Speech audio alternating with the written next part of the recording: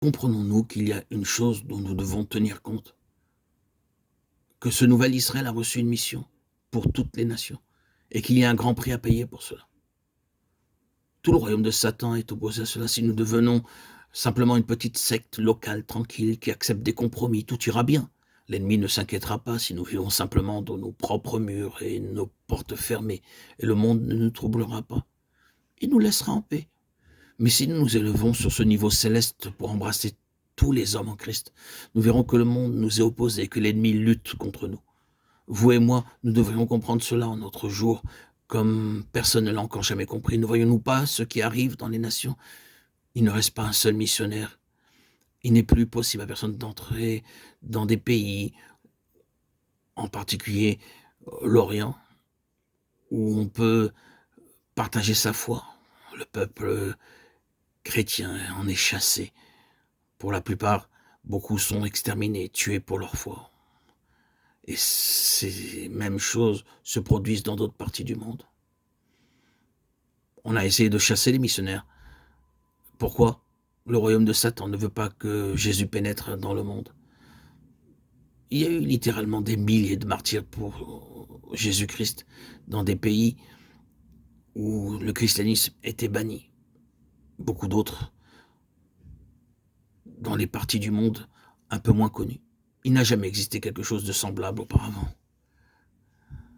C'est une nouvelle phase des choses. Satan sait que son temps est court et qu'il doit faire tout ce qui lui est possible pour fermer les nations à Jésus-Christ.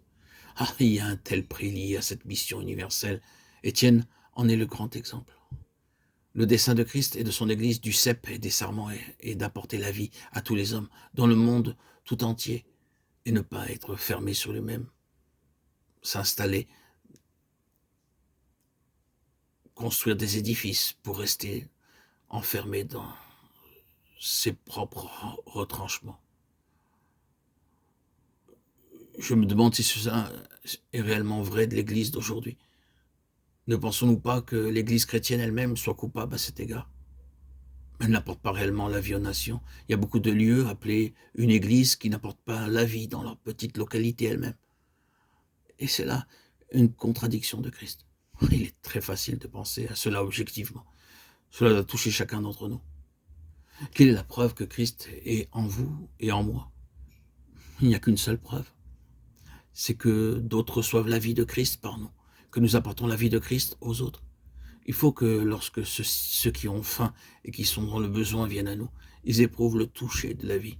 Ils pourront l'exprimer de manière différente. Mais tout revient à ceci. Cet homme, cette femme possède quelque chose que je n'ai pas et c'est quelque chose dont j'ai besoin. Il y a en eux quelque chose que je sens et c'est ce dont j'ai réellement besoin. Cela devrait être vrai de chaque chrétien parce que Christ est en nous pour se répandre à travers nous et apporter sa vie par nous.